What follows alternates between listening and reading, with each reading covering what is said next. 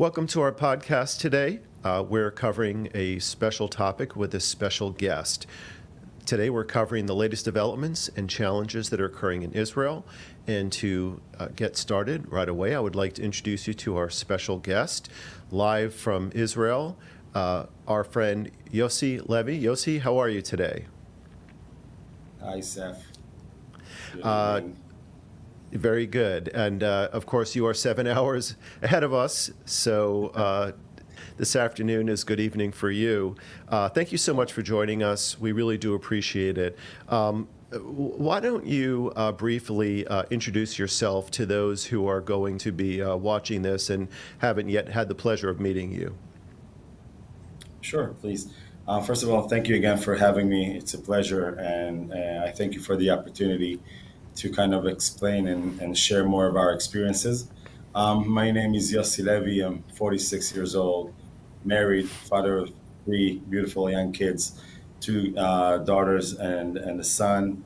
I live in Kibbutz Eilon on the northern Lebanese border for the past 15 years, and my in my occupation, I deal with some businesses in the U.S. Um, but obviously, since October 7th, I'm more located in Israel and assisting with, I call it the war efforts from our community perspective as a kibbutz. And this is pretty much the reason that got us here. I appreciate the opportunity. Well, thank you for coming. I think there's a lot of important information, and of course, the information changes every day on the ground, and the sharing of that information in the American media isn't always so great. But in order to set the context of how this current situation has affected you and your family, including down to the fact that you, for security reasons, had to leave your home, at least for the time being. Why don't we start with a security update? Give us the latest on the ground in terms of what's happening in Israel, as best as you can in terms of latest developments. Okay, so to touch on that, there are two major frontiers that we're dealing with. There is the southern frontier in Gaza, which we had a severe or a major war, with the definition of a war taking place there as of October 7th, immediately after the horrors of October 7th. And that kind of de escalated. And in the past 2 months, there barely been any real war or war efforts in the Gaza Strip, and more, I will say, maintaining position. Recently, the last few days, the Israeli IDF started to penetrate the outlines and the outskirts of Rafah, the city, and maintaining position. But obviously, I'm expecting some further de escalation in that region. We have some, as I don't know how much you see it on the local US media, we have some issues and conflicts around that part of the war with the US, which I hope that will be resolved. But I would like to further elaborate on our northern border, because the the assumption is that there's no war happening in the north, It's not even talked and about in the United States. There's an assumption that everything is in Gaza, even right. though in relative calm, there are still rockets coming in every day from Gaza. But ironically, under those local standards, that's a version of quiet. But to help us understand the little-known story of what's happening in the north. So, in order to kind of really give you in facts, I have a couple of numbers for you just to summarize the month of April. Hmm. During the month of April, the northern border had 1,400 alerts. Now, alerts is when my phone rings and there's a sign of alert, and it means that something is happening, or missile attack, or rocket attack, or drone attack. 14,000. That's 47 per day in that part of the region of the northern border. We had Just from the north alone, in other words. just the north alone during the month of April only. 74 accurate missiles, 574 steep course missiles, 10 heavyweight missiles, 61 attack drones, 32 injured, 2 soldiers died, and we are only on the 9th of May, and we already have this month 4 dead soldiers.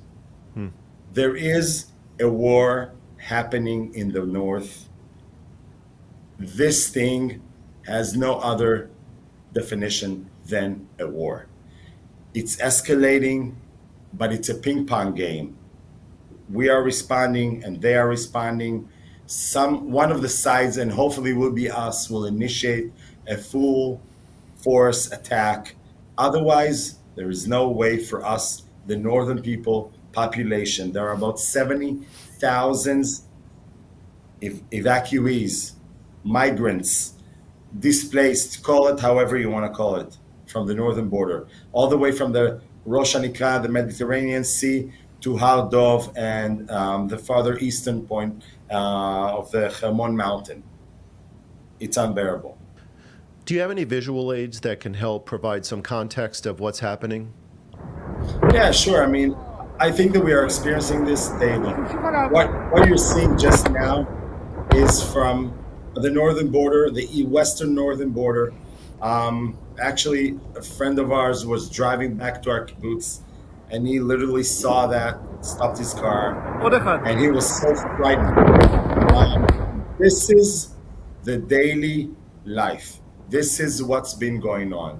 And Seth, we spoke lastly about 2 days ago. The very, very developing story that everything here escalates so fast. Everything develops so there's a rapid movement and changing. This rocket that you see on this tree, that's actually my office that was blown yesterday. Jeez. It's a crazy world we're living in. I go with my son to a basketball practice, and I get a call from our first responders team. One of the guys telling me, "Listen, your office was bombed." So this is a part of the Iron Dome that neutralized the drone attack. But both the Iron Dome and the drone, all the residue fell on my office and the office floor. So now I have to deal with that. But that's life for us. Houses are being targeted. People that live on the border. These are samples of a small township next to my kibbutz. People, houses are being directly targeted. They're empty, they're vacant, and they're just bombing them, and they're ruining people's homes. This is a war. These pictures are not from Gaza Strip. Let's not be confused. This is the northern border from the last 3 days. And nothing is being talked about it. Those pictures are not seen around the world. This is our everyday life. And this needs to be seen, known, and understood. 70,000 peoples are not even in any way, shape, or form close to going back home. And that's just in the north. That's not talking about communities like Kfar Aza and all of those other places that suffered horrific things that are in the south near Gaza. We're just talking about the nearly 100,000 people in the north, which is a huge segment that's not even hitting the news in the United States, right? Exactly. Now, I can say that at least with the Gaza envelope, what's happening now is that they have a government directory called Tkuma. It's an organization funded by the government, and they actually going to pour there about 19 billion shekel over the next 8 years in recovery of housing and infrastructure in order to facilitate back the Gaza envelope. But it's a 5 to 8 year process, Seth. It's not something short. We don't even have the government establishing any directory that will address our issues, not on the war efforts and not on the civil efforts. And that's what leads to us initially getting together. Exactly, and we'll talk about the impact on this and your family in a moment. But while there's no there's no aid that's coming in to help those communities because families such as yours have been displaced in your own country. There's a narrative in the United States among some areas of the community that there's no aid going into Gaza, that there's no humanitarian corridors that are flowing into Gaza. What, if anything, can you tell us with regard to that aspect? There are two paths into Gaza, actually three: Nitzanim, Rafah, Kerem Shalom. The average daily amount of trucks that move humanitarian aid, regardless of aid that is being parachuted via air to Gaza, is at the profound number of 300 a day. 300 trucks a day going into Gaza. 300 trucks a day. Now, keep in mind, just 2 days ago, Hamas directly launched a missile bomb strike on the soldiers that are protecting the humanitarian aid stations. 4 soldiers died. Nobody can talk with us about the need of humanitarian aid. There is more than enough humanitarian aid. We're not even playing any equal game where you provide us aid to our hostages and we will provide for your country. We're not even playing this game. Whoa, there's not It's even a any very sign. one-way street. Yeah, nobody. Right. I mean, there's barely any signs of life of any of the 130 plus hostages that are being held underneath Rafah, which includes 8 Americans, estimated, hopefully 5 of which are still alive. But even putting that aside, and there's just so much context of this that we could cover endlessly, that's not being covered in the United States. Let's go back to the north for a moment. You talked about the nearly 100,000 refugees, the civilian refugees from the north that have been displaced by the daily attacks of Hezbollah. Is your family one of those nearly 100,000? And explain the impact on your family and other families. What has that meant to you and your communities from a day-to-day standpoint? So first of all, on October 7th, we were, as everybody, horrified by the massive attack on the Gaza envelope. And we immediately, within our kibbutz and our region, took positions. First responders team, the army, as much present as they had, went on the very highest alert as possible. And on the morning of the 8th, we were actually asked with a high recommendation to leave for 48 to 72 hours. Well, Seth, it's been over 217 days, I think, right now. So it's over 7 months. High recommendation by the Israeli government. In other words, the Israeli government first said highly recommended, and then that became, unfortunately, at least now, a permanency in your life in terms of what was told to the families. Yeah, so it started from a recommendation, then it turned to like a 3-week that nobody took responsibility and was under the understanding that they need to provide us some sort of solution and accommodation. And only around the 22nd of October, we were given the opportunity to displace ourselves in some sort of a remote location, hotel or housing. And that's the situation since then. The problem is there is no sign of going back in the horizon. As much as I want to be optimistic, I do not see us returning in 2024. Slim to none.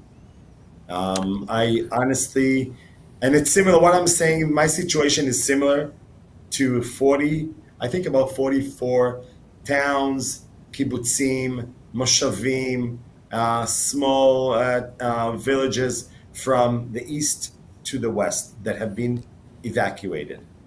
So when you talk about just those communities, which is a subset of the north, roughly how many people does that involve or include? I believe that today there are an estimated somewhere between 70 to 80,000 people who are still displaced elsewhere.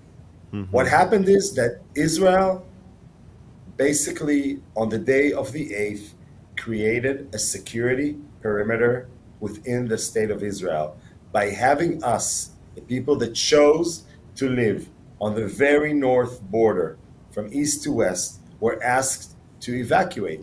They have Hmm. created a 4 kilometer, about two and some miles of a perimeter within the state of Israel.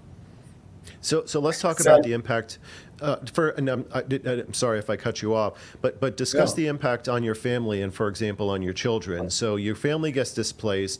You're not in your home for months. You don't know when that's going to end, but you have 3 children. Presumably they're in school. What, if any, challenges does that present in terms of your children and the children of the tens of thousands of people that have been displaced just in the north? First of all, you need to keep in mind that those kids, obviously, um, we live in an age where very young kids already have access to phones, to social media. As much as we try to contain it, they became aware of what happened.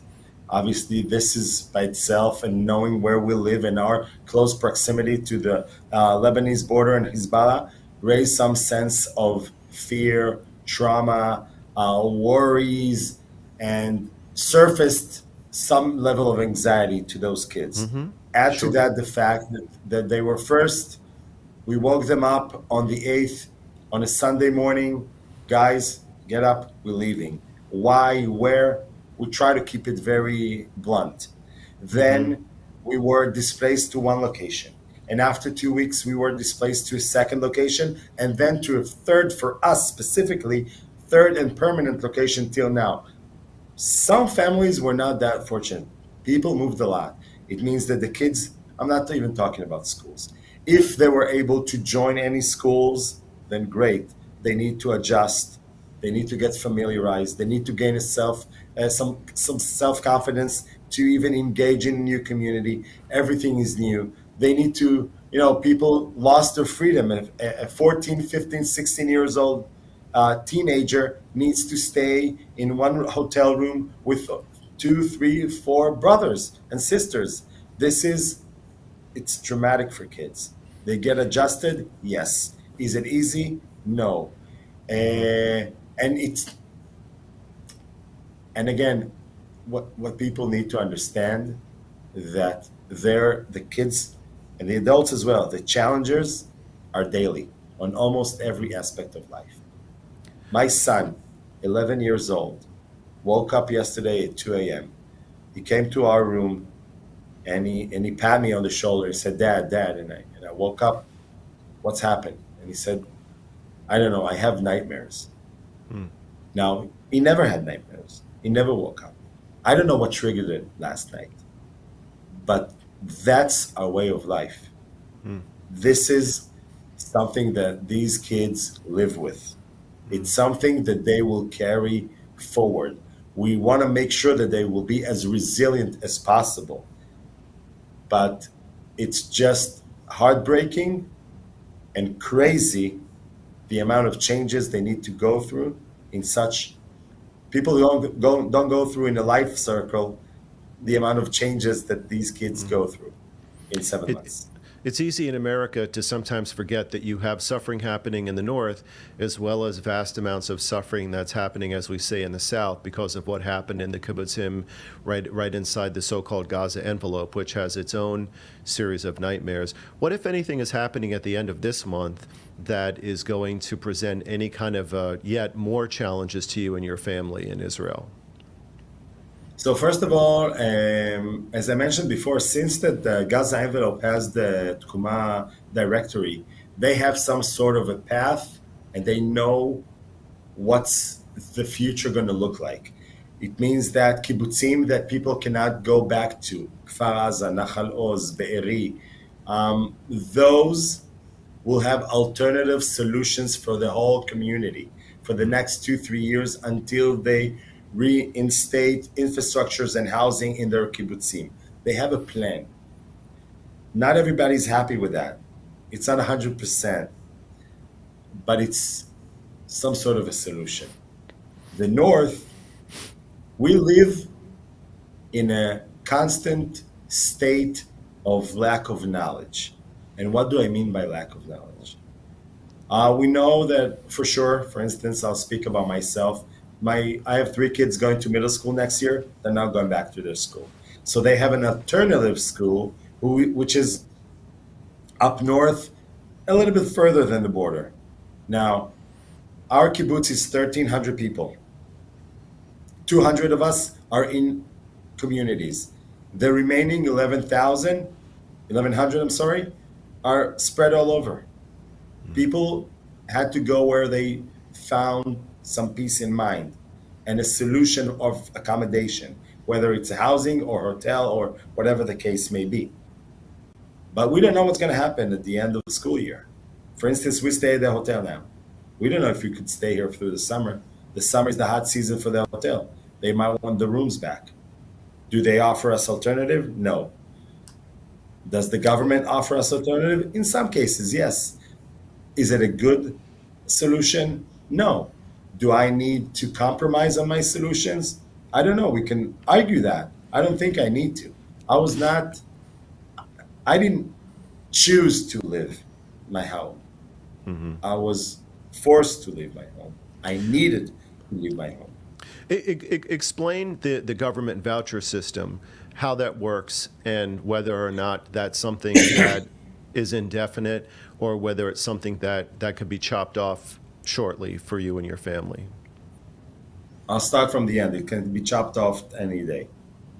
Basically, the voucher system works in a way where the Minister of Tourism provide the hotels a 30 to 60 to 90 at the most part day vouchers. Meaning, we initially, when we got to our location in Kedma in Sde Boker, we had a voucher from January 1st until the end of February. Our extension came at the 29th of February, shy than midnight, for another 2 months.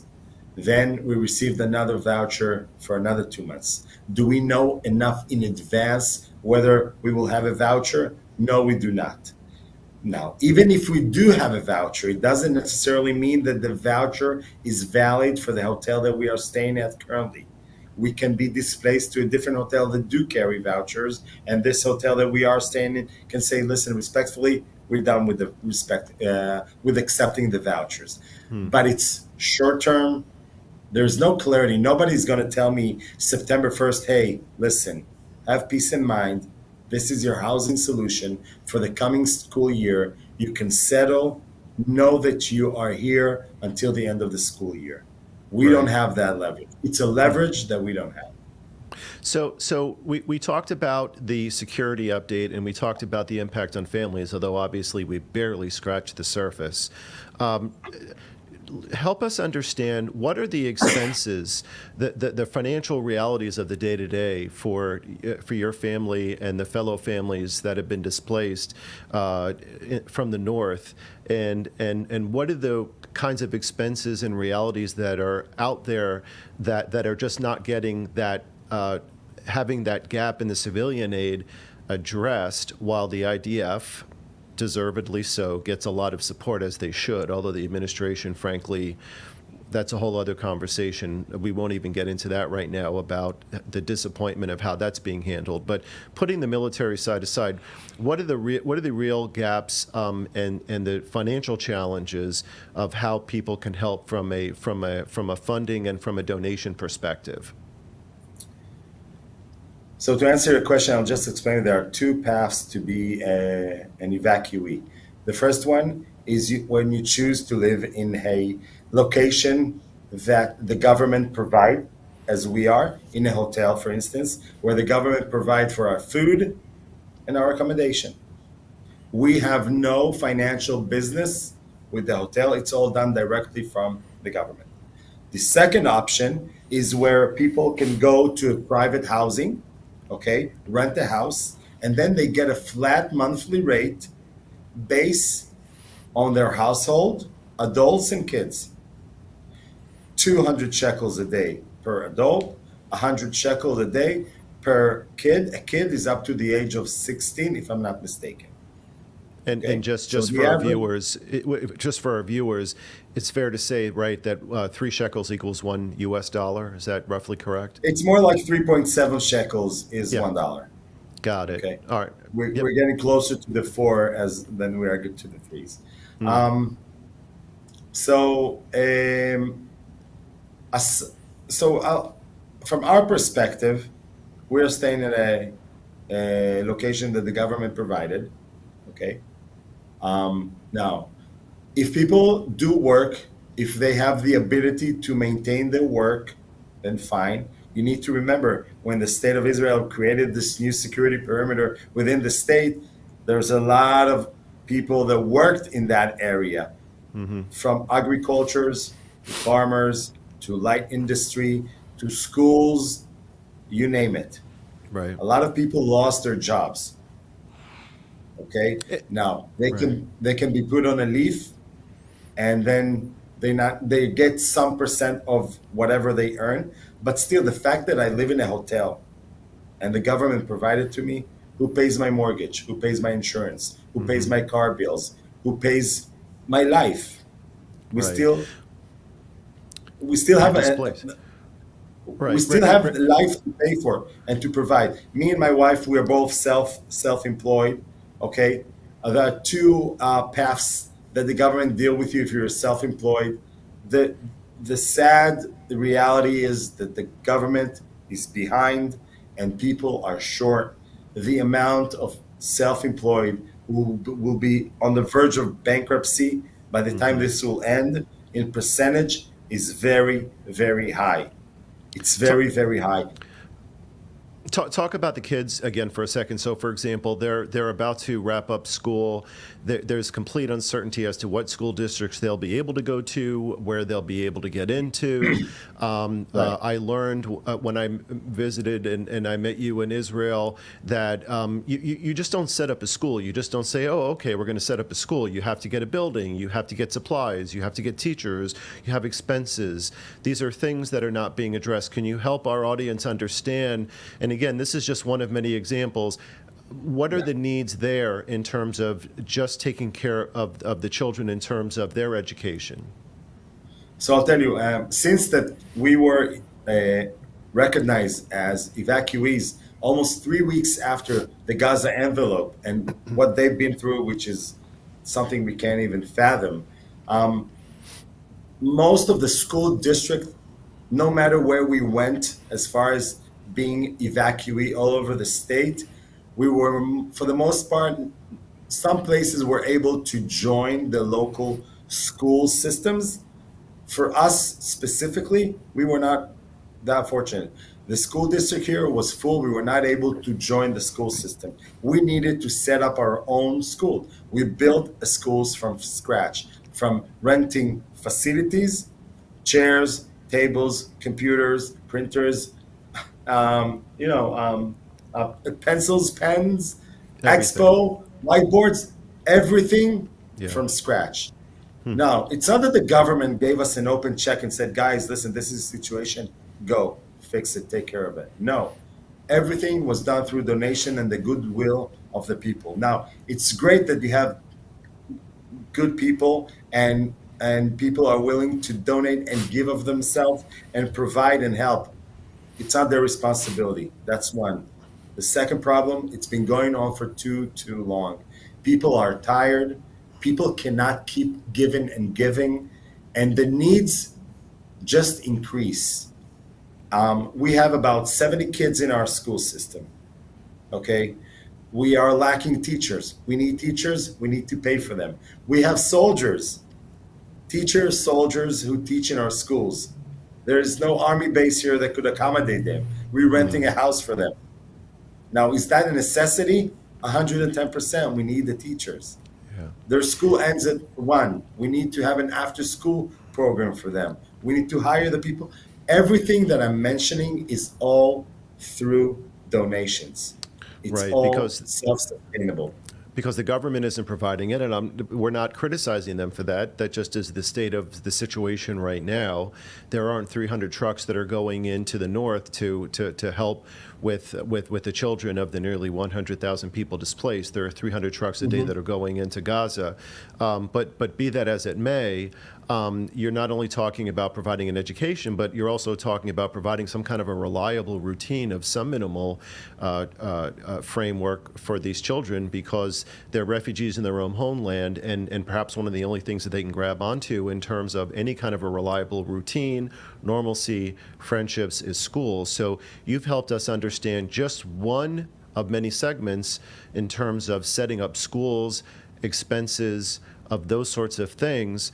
And I know that we are going to be shortly running out of time, but what I would like to do, first of all, I'd like to know whether we may have your permission to speak with you, say, for example, each month, to hear the latest of what's going on the ground. How are you doing? How are families doing? What are the most recent needs? Would we be able to stay in touch with you to continue to let our audience know of how you're doing and what's going on and how we can help?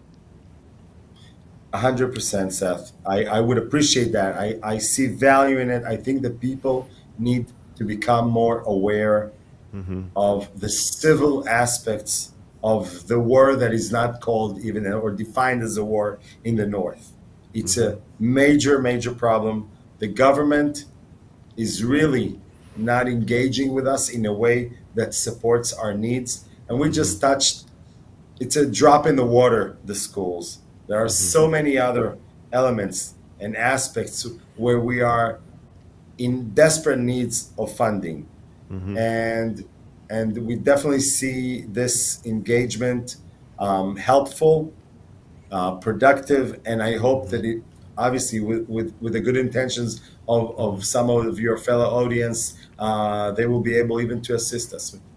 Greatly appreciate it. Well, I think that we can reach our conclusion by noting a couple of things. First of all, we're going to be getting out this broadcast on social media. I will make sure that at the conclusion of this clip, as it is about to be released, that we will include information at the end of the broadcast so that people can understand two things. One, how can they get access to a letter that provides a very good, detailed, category-by-category description of some of the financial needs that are happening right now?